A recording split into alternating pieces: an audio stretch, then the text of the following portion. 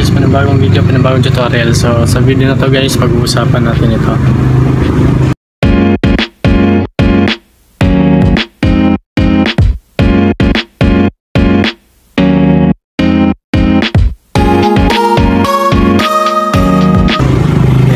Social learn. So sa mga nagtatanong guys kung ilang invites na tayo, meron na tayong 87 invites, no? So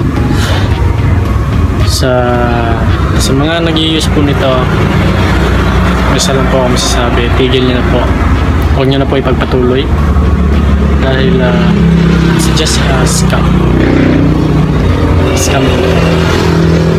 So sa mga na-invite ko nito, pasensya na po, it's only 14 days daw sabi nila. Ayan, cash out. Pero ni isa dyan walang pumasok. Ayan po. So wala pong pumasok sa atin sa nagaling sa social earns.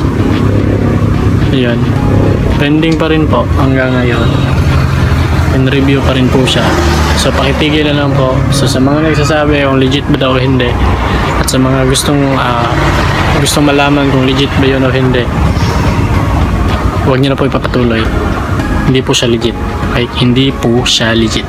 So maraming salamat. Hanggang dito na lang. Kita-kits sa susunod na tutorial. Kung may gusto kayo na pa-review na apps, comment nyo lang sa baba. Gagawa natin ng video para sa inyo. So let's go.